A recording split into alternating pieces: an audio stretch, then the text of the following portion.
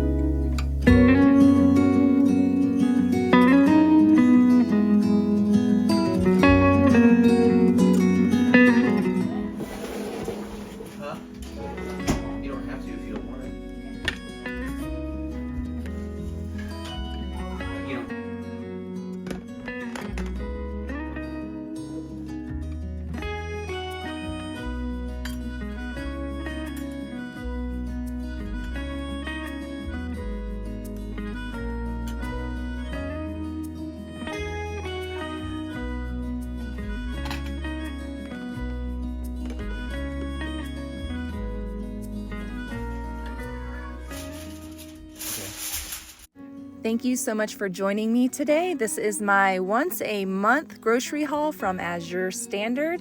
This is where I source all of my organic groceries in bulk, and I am on my way this morning to go pick up my order. Today's video is a collaboration with Tabitha from This Mama's House. I'm going to tell you all about it in just a minute.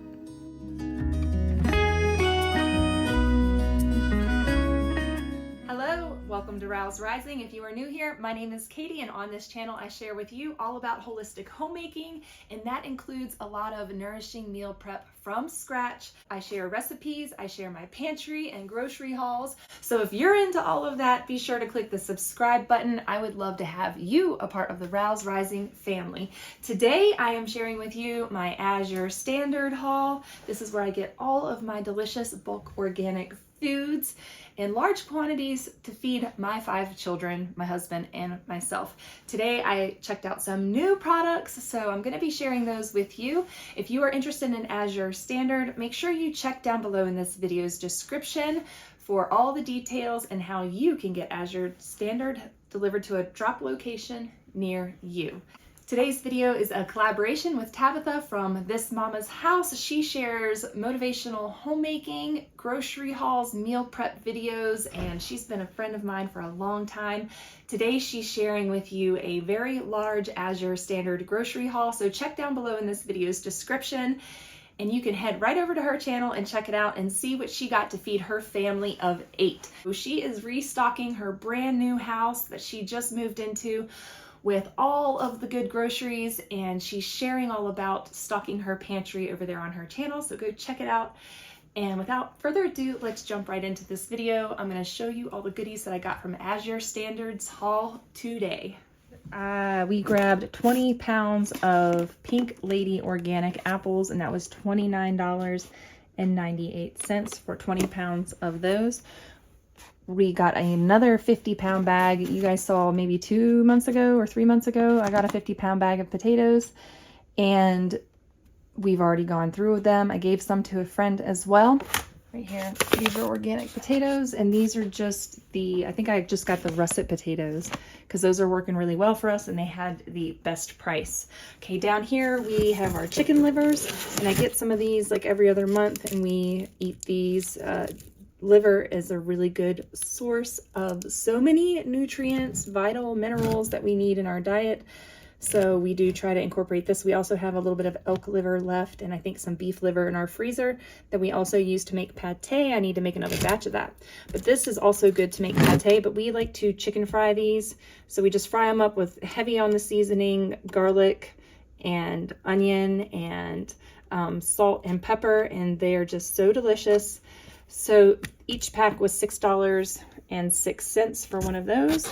Back here we've got our Holy Cow Better Beef ground beef, and I'm going to explain to you, we're going to be getting beef from somewhere else, but for 10 pounds of this grass-fed ground beef was $8.90 a pound.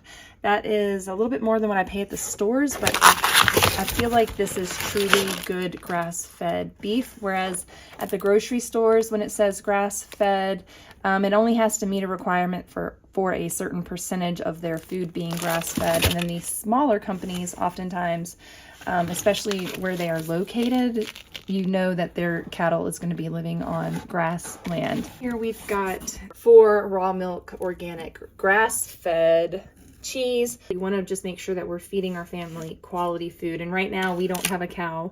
So this was $91.13 for 10 pounds of cheese. That came out to $8.73 per pound. That is still cheaper or less expensive than buying sliced deli cheese at the grocery store by the pound. So I feel like we're winning there. But it is in these large blocks. They oftentimes, when you buy these large blocks, they give you smaller, or they give you stickers so that you can portion these larger blocks out into smaller portions and stick them in your freezer or your refrigerator. And sometimes I do that, but right now we just have the big block sitting in a Ziploc bag, and we just cut off of the large block, and we keep the plastic on, and we just peel the plastic off as we use it. So that's been working for us when we buy these big blocks. Like I said, I used to portion them out, but that takes a lot of time and energy for me to do that. I can't handle cow dairy. I'm going to see if I can handle goat dairy. And what I mean by that is cow dairy, no matter what it is, was causing me cystic acne. So I'm going to try some goat cheese and see if I can tolerate that. Time will tell with my skin how I tolerate goat dairy cheese. I've tolerated it well in the past. So these were $6.63 a piece, $13.26 for 2 of them. I use goat cheese on pizza, and it's actually so good, you all. It's delicious. So I'm excited to try that. I haven't had pizza in 2 months, and I really just want some pizza. So I'm gonna make some homemade sourdough pizza, crumble this on top. Back here, I got the kids some egg noodles. These are traditional homemade egg noodles with organic flour. They say non-GMO. Let's see what they're made with. They might not be made with organic. Organic ultra fine durum wheat, which I actually have durum wheat berries. I'm not making pasta right now. Okay, so over here we've got chocolate rainbow drops. This is a 5-pound bag, and I get these because my kids act totally crazy on food dyes. They just lose it. They have temper tantrums. They act buck wild. So I get these chocolate rainbow drops. It's worth it to me to be able to give them little treats that don't melt in their hands and that don't have toxic food dyes in them. And there are times when we do have those things in moderation. So that is the key. One thing we want to talk about is everything in moderation. Okay, this is Aaron and the kids' sour cream. We just go ahead and buy this giant 6-pack, and for 6 of these, it's $23.80. I got a 3-pack of organic coconut cream. This one has no guar gum.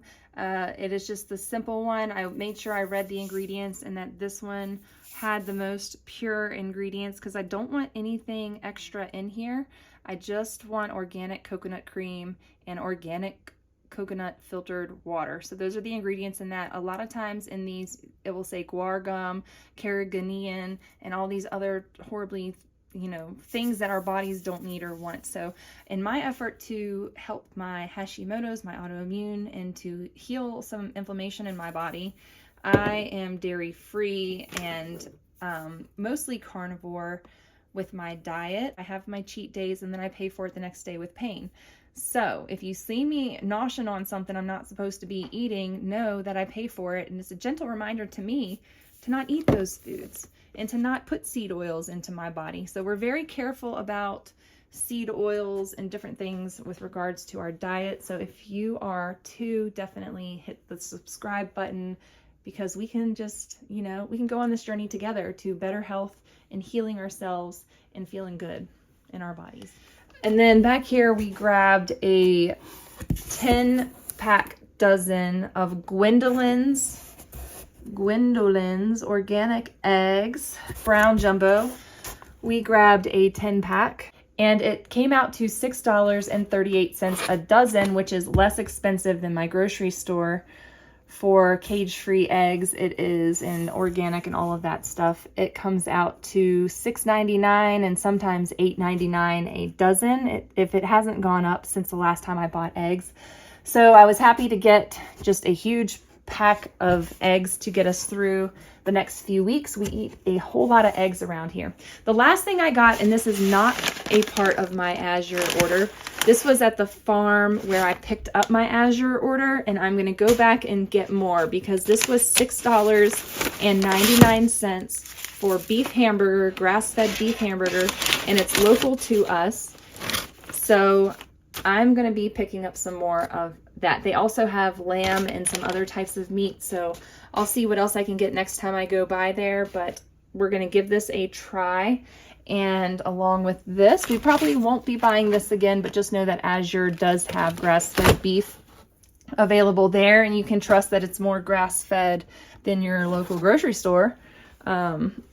And I could go into more details, but I'm not. Do your own research, make your own informed decisions, be an informed consumer, and remember, on this channel, everything in moderation, so we don't judge each other for the types of foods that we pick. So when you see my next grocery haul, let's be kind, because this mama cooks a lot from scratch, and sometimes I just want to cut some corners. And I know that Tabitha over at This Mama's House is the same way.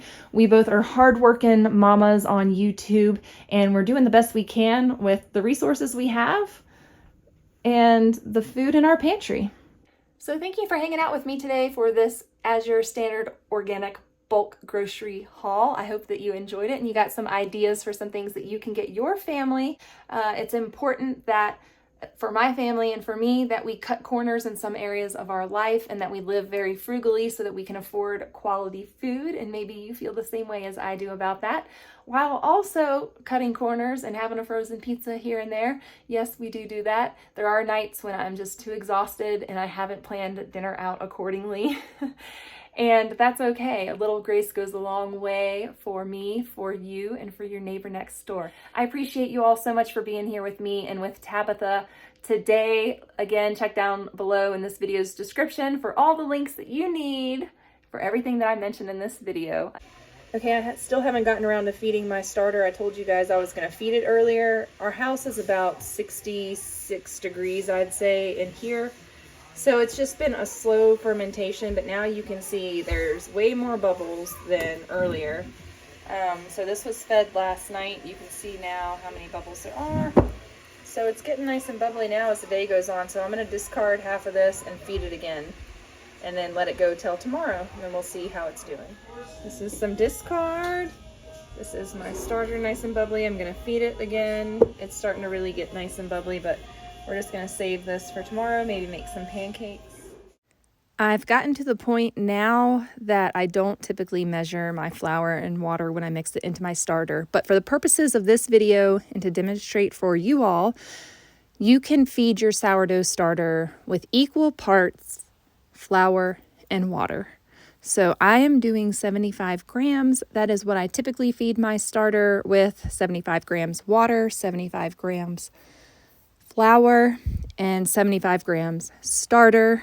But honestly, you don't have to be that strict with your starter. As long as you make a thick batter, or a step below, maybe 2 steps below a dough with your starter, it will ferment and be good to go. There is a scientific method to it. You can be precise if you want to be, but after a lot of experience, you too will learn your sourdough and how to maintain it and what texture and what consistency it needs to be. And so I've gotten to that point after, 8 years of sourdough bread baking and sourdough bread use, because I use this in so many different recipes. It's not just your sourdough boule. It's everything from English muffins to hamburger buns to you name it. You can use your sourdough starter, your sourdough bread for that. I've taken a bit of a hiatus from making sourdough bread, but I am back at it full force. So you guys can expect to see lots more recipes from me coming up. But if you need recipes now, I have my whole sourdough bread playlist, and there's a wealth of information and knowledge and how-to from making your sourdough starter from scratch, from your own kitchen, not buying it online, to actually baking 6 to 8 loaves of bread at once, or making enough dough for that to bulk batch baking your bread so you can have fresh bread all week long. Check out that playlist. I will link it down below in this video's description. Right now, what I am doing is measuring out flour and water, and I'm going to add some, I already have starter in there, but I'm going to mix this up, and this is going to be used for tomorrow. I'm either going to be making English muffins or waffles. I haven't decided yet. Either or can be done. It's going to be a thicker batter. This is going to sit on the counter overnight, and then we are going to finish it up in the morning. Stay tuned, click subscribe, and that will be in my next meal prep video. Thank you so much for hanging out with us today, with me and Tabitha from This Mama's House. We both appreciate you so much. I'm going to leave you with this beautiful view of the sunrise. I was so blessed to witness this morning on my way to the Azure Standard pickup. I had to capture it and share it with you all. I hope that you love it too. Leave a comment down below and let me know how you're doing. We have a great community of subscribers here at Rouse Rising. I always love to check in with everybody and see how you all are doing. Thank you for joining me, and give this video a like. That's a thumbs up. I look forward to hanging out with you next time. Bye.